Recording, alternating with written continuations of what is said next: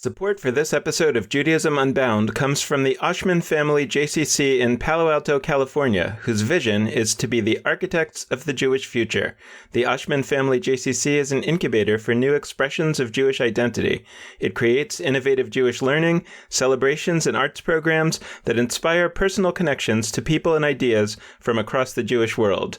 Learn more at www.paloaltojcc.org. This is Judaism Unbound, episode 121, Homecoming and Arrival.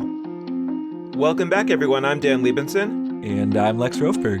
And as we continue this series thinking about the future of the relationship between American Jews and American Judaism and Israel, we are excited to welcome back to the podcast Dr. Yehuda Kurtzer. He is the president of Shalom Hartman Institute North America and the author of the book Shuvah, The Future of the Jewish Past. And being part of an institution that is based both in Israel and in North America, the relationship between Israel and North American Jews is one of the topics that Yehuda gives a lot of thought to. So we're excited to get into this conversation. Yehuda Kurtzer, welcome back to Judaism Unbound. It's great to have you again. Great to be back. So we've been having a bunch of interesting conversations over the last few weeks with leading thinkers about sort of, I would say, the past and the present of the relationship of American Jews and Israel. And I thought that we could continue that conversation with you, but also maybe sort of swing it a little bit in the direction, at least to start out, of looking at the future. I know that you and the Hartman Institute have a set of programs where you're trying to, in a sense, change elements of the way that American Jews are relating to Israel. And I guess before we get into some of those, I'm wondering, where do you think the relationship between American Jews and Israel is heading? There are two really different issues that are playing out in the relationship between American Jewry and Israel, and in the relationship between American Jewry and Israeli Jewry, which I think are actually two different things. There are two separate issues that I see. One is a challenge of meaning for American Jews vis-a-vis Israel, that Israel is a less significant feature of American Jewish identity, and simply doesn't occupy the place that it once did for American Jews as an anchor of their consciousness, with the exception of the small percentage of American Jews for whom it has become a disproportionate amount of their consciousness. So there's a problem of meaning, which is that it's no longer the great unifier or the great kind of feature of American Jewish identity in ways that it might have been in the middle of the 20th century. And that problem of meaning creates alienation for many American Jews from Israel. But the second problem is a problem of conflict, which is that for the Jews who are highly engaged with Israel, or for whom Israel is a significant feature of their identity, that brings them into conflict with other Jews, with tremendous vitriol and anger and hostility, and with the state of Israel. I think the story of alienation, the problem of meaning for American Jews around Israel is actually a problem of homecoming and arrival. I think it's basically a good story for both communities. American Jews are at home in America. I know that's a lot of what this podcast thinks about, is what does the Jewish future look like in America when you actually take seriously that you're at home and you're not dependent vicariously on the Zionist story for what Judaism is about. And Israeli Jews are also at home and far less dependent philanthropically and politically on American Jews as they once were. And it's very hard to imagine, 30 years from now, 40 years from now, when there are more generations of Jews who are simply pursuing different destinies, that it's going to remain intuitive how these communities are supposed to be in relationship with each other. And on the conflict side, as long as there remains an Israeli-Palestinian conflict, and I don't believe there's any reason to think that the Israeli-Palestinian conflict is going to end soon, the hostility between different sides in the American Jewish community about the conflict and about how it implicates them, all of that is going to intensify. So, the bad news is, I think the trends that we're seeing now are indicators of where we're headed in Jewish life. I think one of the questions is, are there things that we can do about it? But if you would ask me, what is it going to look like? I think it's going to look a lot like what we're seeing today. I know a lot of times we talk about Judaism as a family, and I know that you've thought and written about this, but it's a very natural thing for families a few generations later to be much more distant from one another. I mean, sure, would it be nice if I knew my fifth cousins, but the reality is that I don't, and most people aren't mourning that. I mean, at best, you have your uncle who really loves doing genealogy and who comes to the family get-togethers and shows you who all these people are, and it's really interesting. But that's about what it is, and I guess that there was a sort of fantasy version of what a relationship between American Jews and Israel might look like at the time that Israel was being created. And of course, that makes a lot of sense that that fantasy version would be out there because it was something new and people don't necessarily think it all through. But in retrospect, it sort of feels to some extent like what we're seeing is just natural. And I wonder if it's something that we should be spending so much time regretting or if there's a different lens through which to look at it. So I don't know that it's helpful to describe what was the case in the middle of the 20th century as a fantasy version of Israel, if in fact, for much of world Jewry, they were much more familially connected to each other. So it wasn't actually a fantasy story. It was still empirically more of a family story than it is today. Keep in mind that in the middle of the 20th century, the project of Jewish nationalism and Jewish sovereignty was widely understood to be a Jewish existential need, and I think it still is. However, we are, by the virtue of our comfort in America, and actually the virtue of Israel's success is that we've created real distance from Jewish memory of vulnerability in the middle of the 20th century. And so now to be able to say, I don't remember why we needed this, but I don't need it anymore, is actually a kind of willful construction of a new type of memory that actually mitigates against what was the dominant memory experience for Jews in the middle of the 20th century. And that said, I basically do agree that I'm not sure anymore that the language of family is helping us, because more often than not, when people use the language of family, they make two category errors. One is they use family and family as a bridge to peoplehood as a means of as a blunt instrument against other people who are not treating family correctly. And if the only way in which you use peoplehood is to hit other people, that's not a good understanding of peoplehood. And the second flaw in the family thing is that oftentimes people who use that metaphor most forget that families are really complicated, that we all have families of birth and families of choice, that family is something that you leave and then construct your own family. And oftentimes there's a kind of hegemony of the family narrative, which is used to say, since this is your family, you have a very clear set of obligations. And what they're basically saying is it's not really family. It's like your obligation to your parent or your obligation to your child, which is a much more narrow construction of family. I'm not that interested in that. And I think for all the reasons that you said, it doesn't hold sway for the overwhelming majority of American Jews and Israeli Jews who are actually not family to one another. I love that you brought up the idea of how memory has shifted over the last, I guess, half century to a little bit more. And for those who didn't listen to your first appearance on the show, I mean, it was called History and Memory, and it was about major themes in your book, Shuva. And I guess I'd love to expand a little bit on that and dive into what you're getting at and what distinctions you draw between history and memory, because so much of how folks engage with whether we call it a conflict or whatever this situation with Israel and Palestine and Palestinians and Israelis is, there's constantly this question of different narratives, and there's constantly different understandings of what constitute like the facts on the ground. And so I guess I'd love to hear from you a little bit more about that. How are different groups of maybe American Jews, but maybe more broadly, how are different groups of people considering the history of the last 70 years of Israel and America and Palestinians, and how might they differ from other groups? So I think we could probably track this along two different trajectories. One is the history of the history, and the second is the history of the memory. The history of the history is really interesting because there are a handful of good histories of modern Israel, but much less than you would actually expect, given the amount of attention and focus that gets devoted to this place.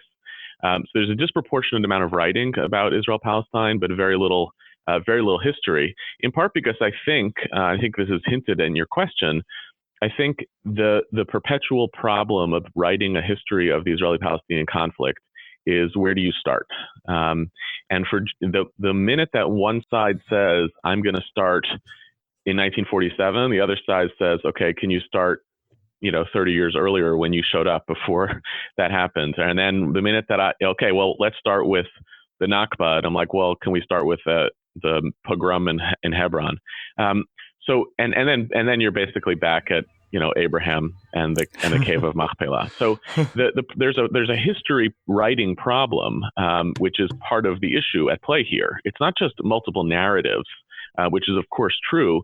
It's also a kind of unwillingness to set out the terms of what we're talking about when we talk about history. But the second side is like, how do we track memory? And here, this is, I think, the most interesting thing that's going on right now for American Jews around the conflict, which is, there was this prevailing ethos post-Holocaust that you're not allowed to draw interpretive, ethical, and moral lessons or religious lessons from the Holocaust. That was an idea that had tremendous currency and was never actually adhered to. And I think there are three dominant moral lessons that American Jews are insisting as the dominant moral lesson of the Holocaust. One, as it relates to the Israeli-Palestinian conflict, one is don't be a victim, which dictates a really significant feature of the American Jewish organizational landscape. That's what Peter Beinart wrote about in his book, the famous photo in Malcolm Hoenlein, I think's office, of the F-16s over Auschwitz. Israeli F-16s over Auschwitz, which is the message of this: had we had this kind of power, this wouldn't happen to us, and therefore it won't. There's a second moral lesson, which I think is rising in terms of its currency on the far left in the Jewish community, which is that the dominant lesson of the Holocaust is don't be a perpetrator. If you go to for instance, some of the press releases from Jewish Voice for Peace use this language around Yom HaShoah, Holocaust Memorial Day, use this language pretty clearly, that the main lesson of the Holocaust is don't be a perpetrator. And then the dominant American lesson, forget about Jewish, but the dominant American lesson of the Holocaust morally is don't be a bystander. And the U.S. Holocaust Museum in Washington is constructed to that moral message.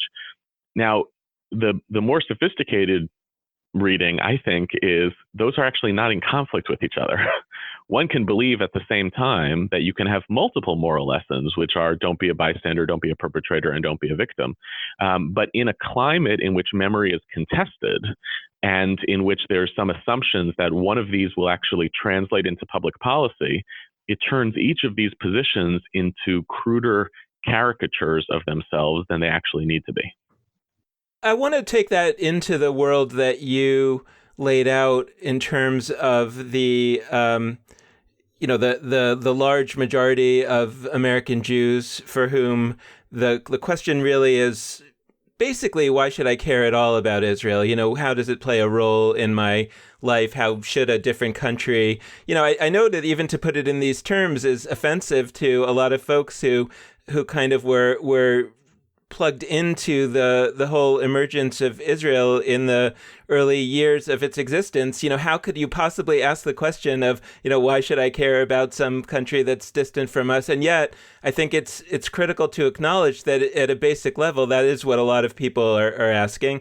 And then we have in the world of those Jews, which is a small minority of the Jewish community that is very much plugged into this question, one of the emerging dimensions in the last few years especially has been the level of vitriol in the discourse about it. So I guess the question is, why can't we look at this in a way that says, look, these young people are so committed to the notion that Israel matters, and they're so committed to that they're very, very upset about various things that are going on. So can't we sort of be committed to a level of discourse that says we're going to take that as our starting position? By the way, that's maybe where that metaphor of family could be more powerful, because here are members of our family who care about the same things that we care about, and why should we act towards them in a way that basically drives them away from the family?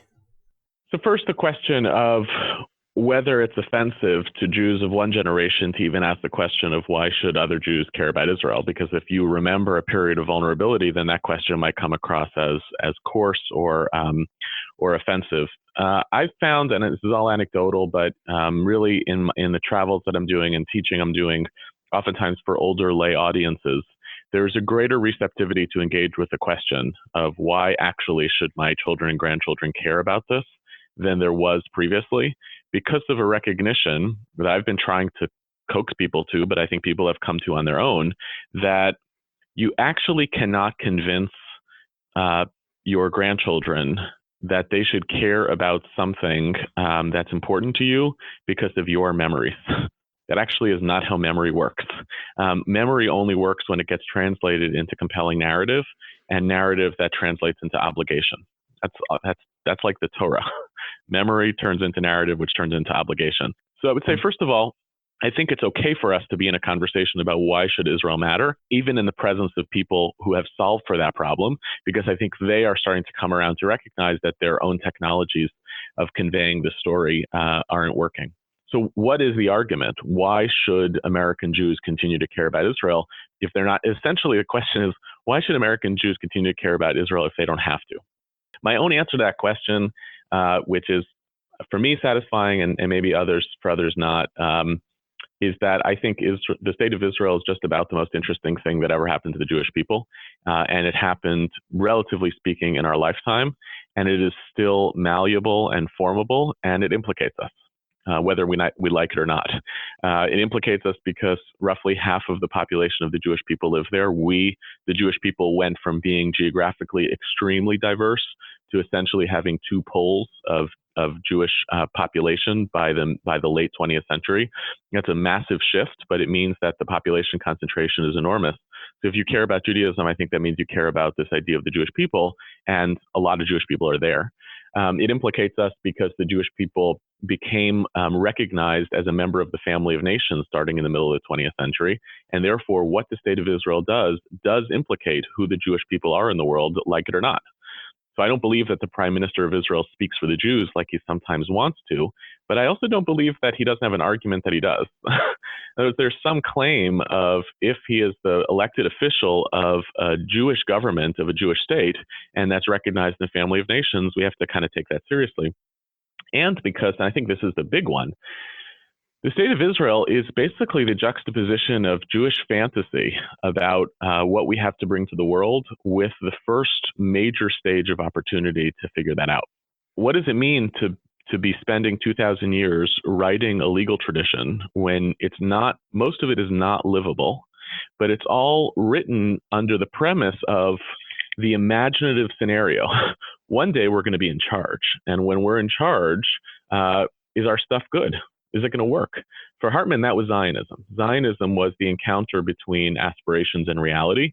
And therefore, the moral responsibility of Zionism was to figure out whether the content of Jewish tradition, the ideas of Jewish tradition, could actually stand up to our imagination of what we were about. And the other piece that you mentioned, Dan, which is essentially, why does the establishment get so mad when young people are hyper involved with Israel, but with a politics that are opposing to theirs? Shouldn't it be good news that they are actually engaged with Israel? So I think there are a couple of things at play. First of all, I think when you scratch below the surface, I believe that the establishment is mostly a construct of the people who dislike it. And I think it serves mostly the establishment's critics to keep talking about the American Jewish establishment. So that's number one. What that means is that there's a lot of anxiety in that system. And anytime people probe that anxiety, including by probing the orthodoxy of what it means to be pro-Israel, you're going to get an anxious response. I think in certain sectors of the establishment, it's not just that they are sympathetic to the argument that you're making, but it's them. There are rabbis at the AIPAC conference whose kids are outside at the If Not Now protest. That's already happening. And so you talk about like complexity of the family, that's already happening. But a group of people come around and say, we want to agitate against the community's orthodoxy. It's not surprising that you're going to get anxious responses. And even though you want to say, aren't we proud of these kids that they grew up and they care about Israel? That's not so easy. I've been flashing and thinking since a little while back ago in the conversation, I've been, pondering on the word interesting.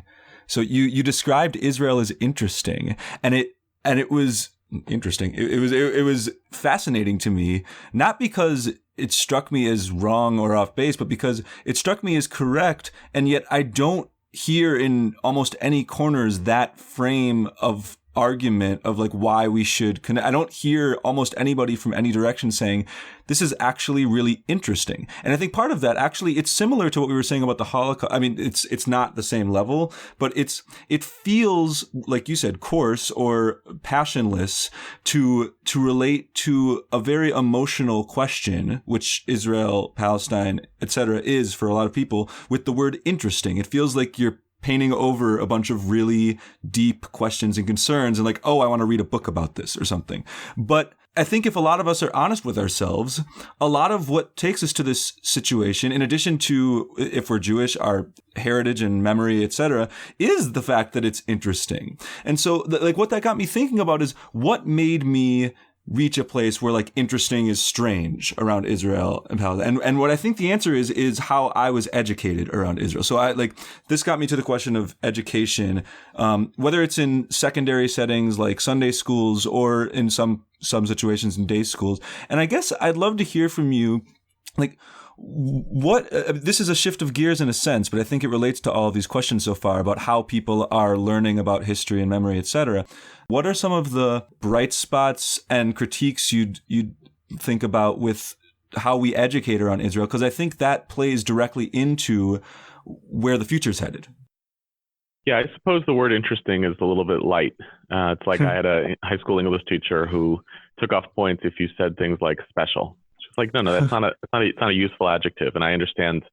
Partly I use the word interesting because it's jarring to remind people that, like, if you care, like, okay, you say you don't want to connect to Israel for X, Y, and Z reason, but tell me something. Do you care about a conversation about Jews in power? Do you care about the question about, like, do you care about the intersection between Judaism and democratic values? Do you care about what Judaism has to say about human rights? Do you care about the idea of Jewishness in the public space? Do you care about Jewish multiculturalism and ethnic diversity and artistic production? If you care about all those things and you say you don't want to have anything to do with the state of Israel, you're basically saying I'm going to take the biggest data set where all of those questions are being negotiated and take them out of the story, and then you're actually not that interested in those things. That's why I'm using the language of interesting.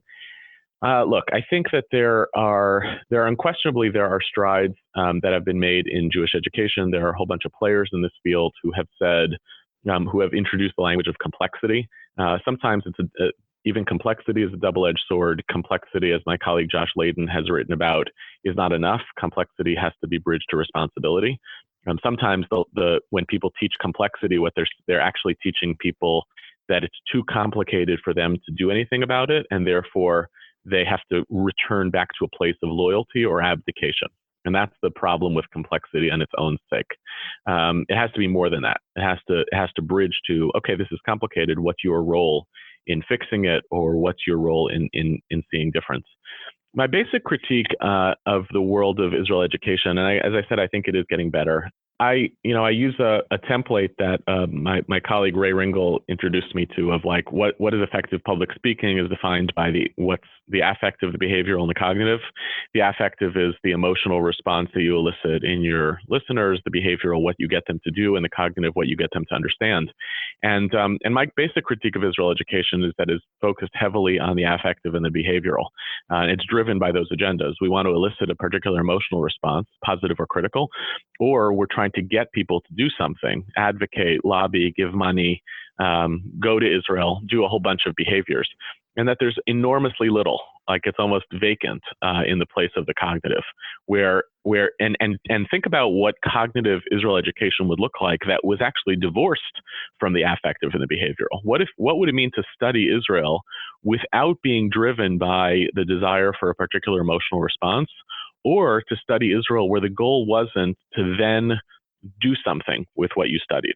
Now, it doesn't mean that in a complex educational system, you can't ultimately reconnect these dots. But it does mean when you do cognitive-based Israel education, it's going to have to set up its own goals and benchmarks that are about learning, and that are not using other goals that this becomes instrumental towards.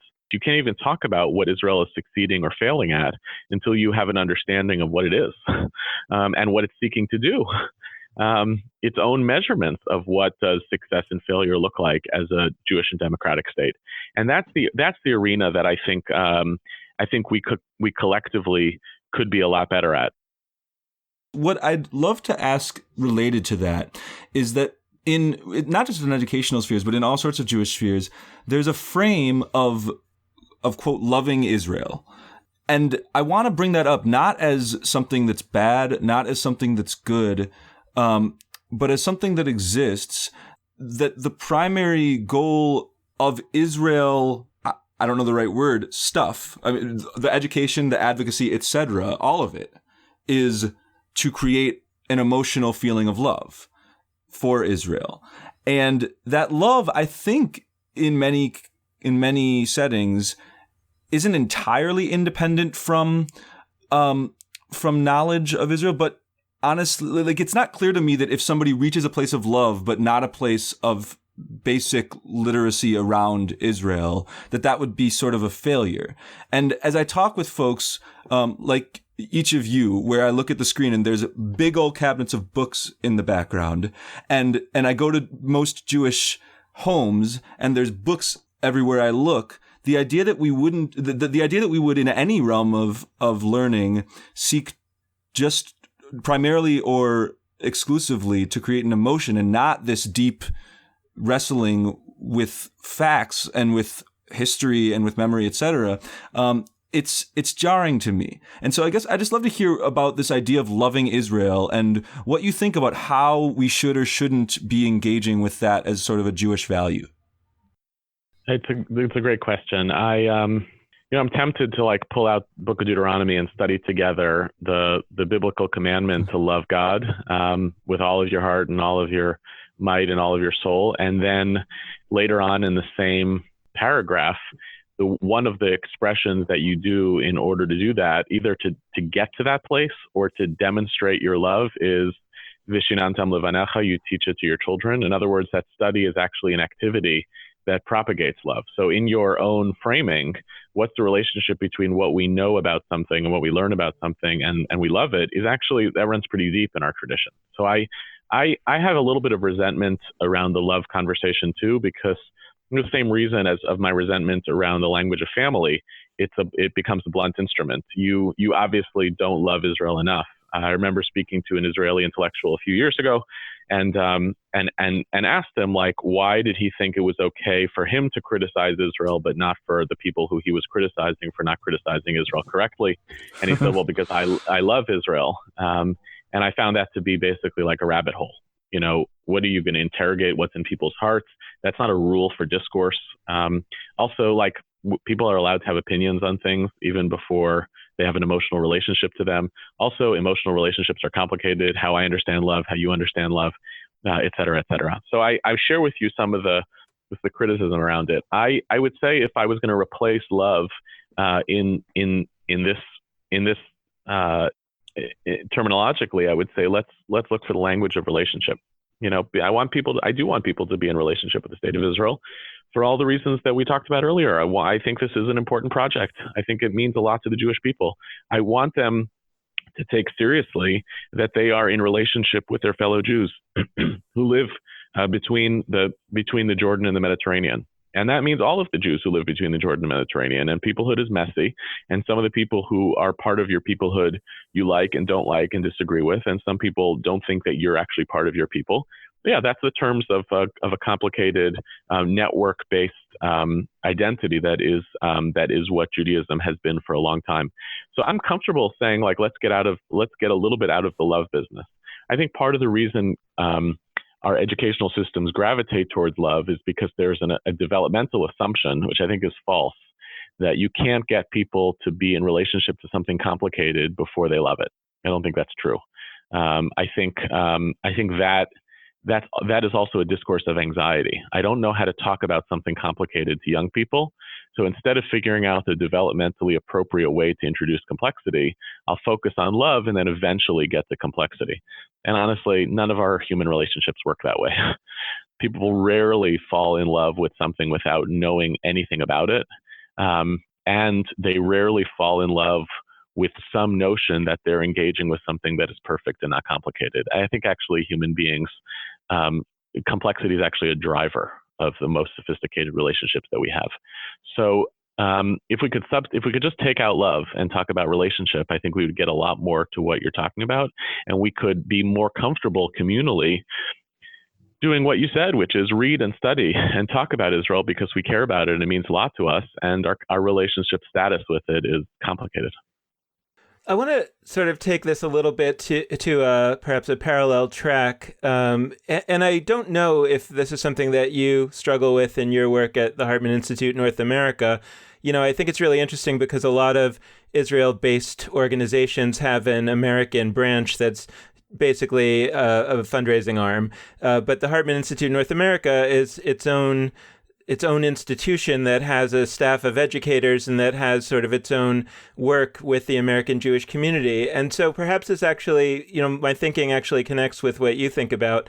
But I've been reluctant to do this series on Israel and Judaism Unbound, in part because it's a dangerous thing to talk about. People get upset, and there's all kinds of emails that I'm sure we'll be getting in all directions. And the truth is that for me, what I'm really trying to figure out is what would an American Judaism look like. And I've been convinced that it's the right thing to do to sort of explore Israel on the podcast, because that's part of an American Judaism. I mean, to some kind of relationship or some kind of opposition, whatever it might be. But it's part of being a Jew in America is to relate to Israel in some fashion. You can't sort of just say as if it doesn't exist. At the same time, what I'm much more interested in is this question of, what would an American Judaism look like that was, 99% of the time focusing on America and our experience here in America.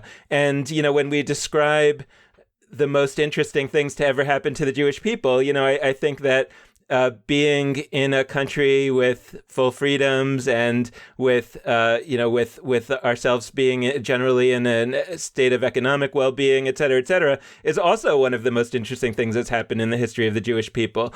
And of course, the connection between the two is interesting to explore, but sometimes I worry that until we really know in a deep way who we are and who we want to be as American Jews, we get sidetracked into this Israel conversation and we never come out of it again.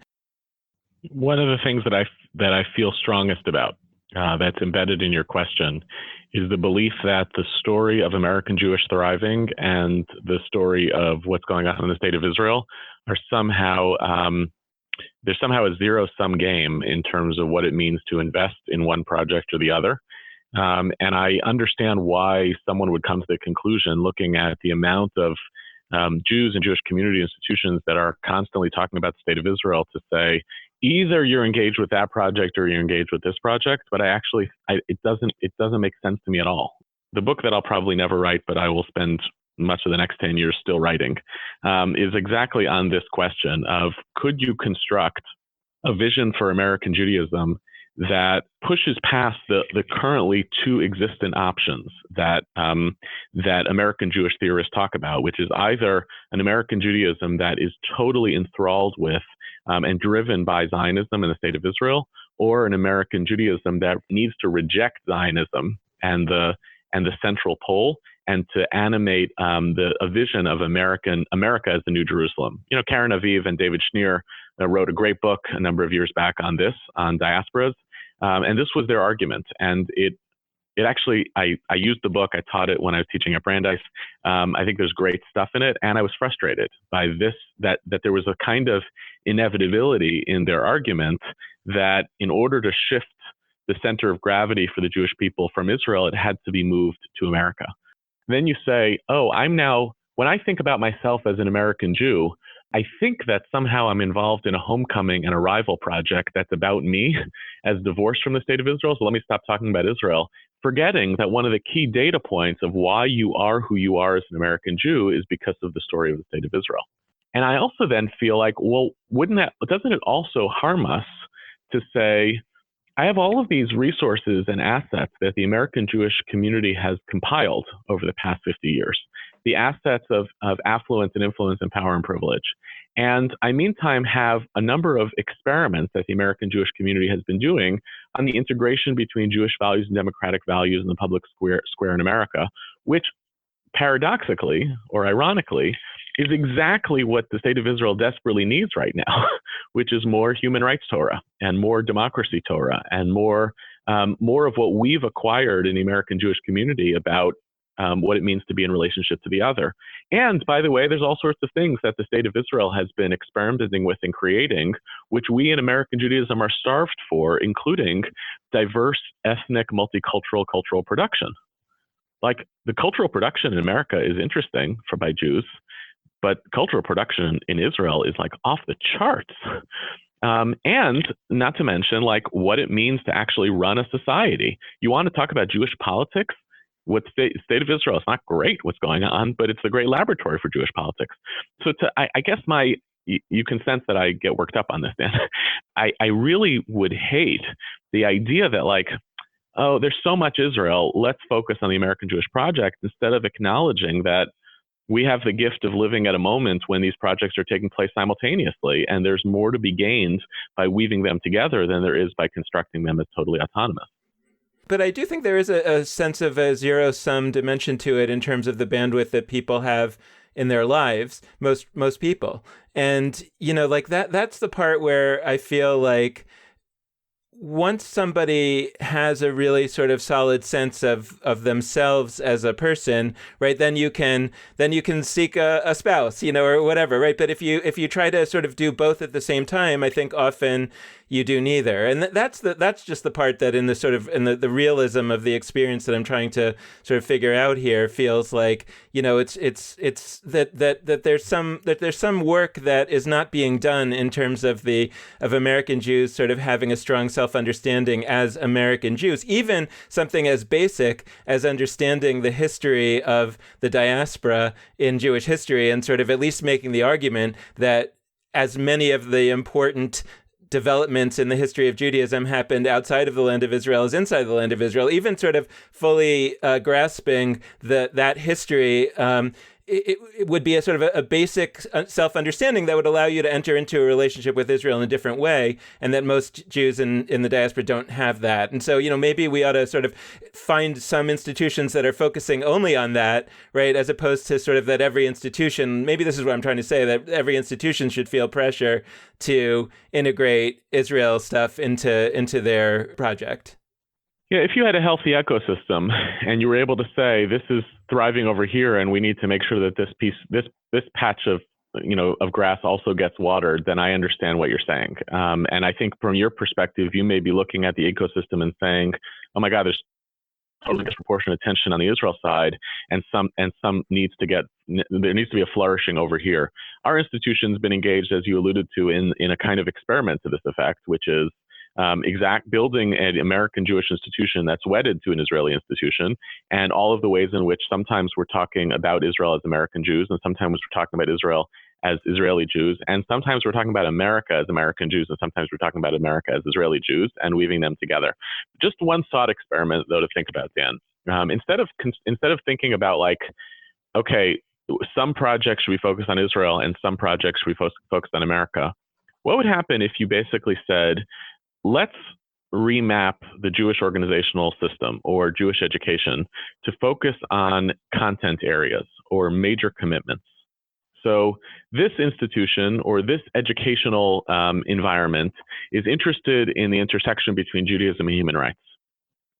And in the intersection between Judaism and human rights, here's the data in America and here's the data in Israel.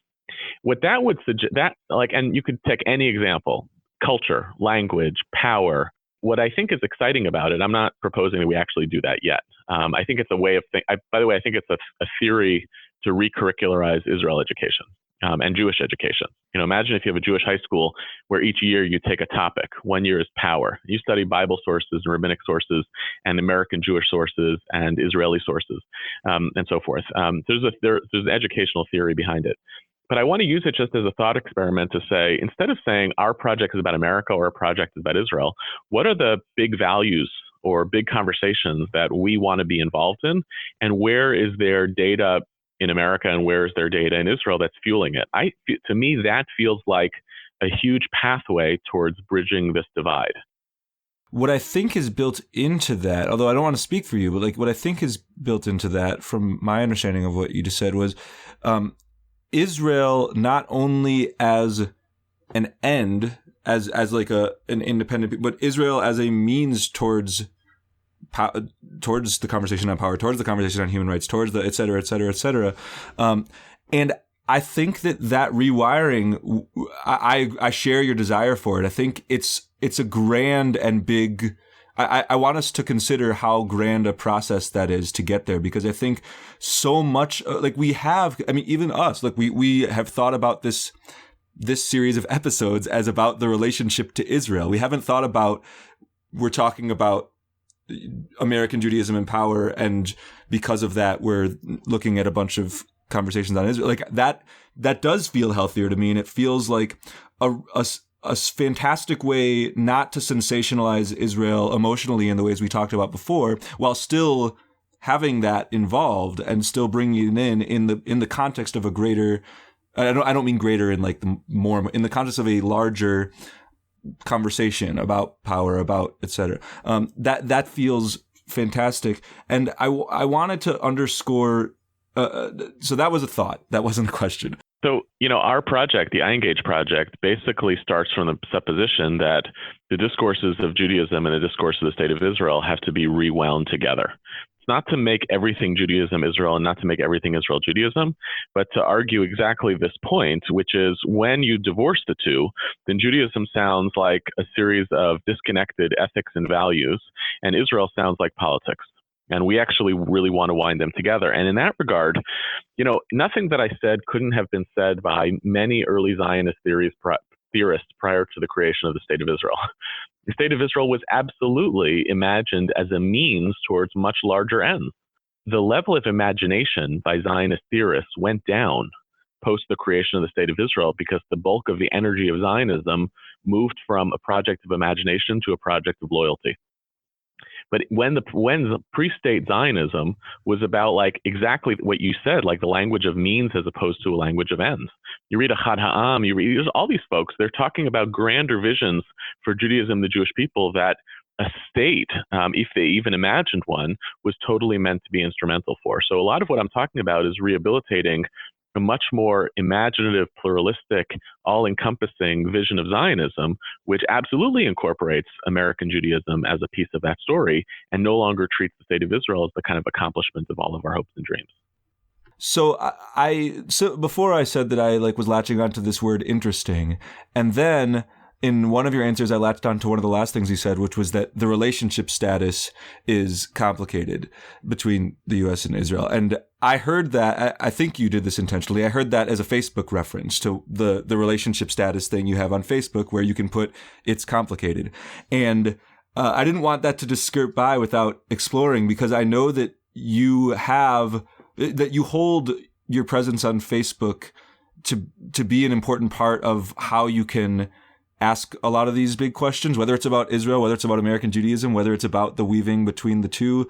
And I wanted to hear from you a little bit about that, because so much of the discourse about the discourse, like the history, so much of our discourse about discourse is that, the digital spaces are so catastrophic and people can't talk to each other, and et cetera, et cetera, et cetera.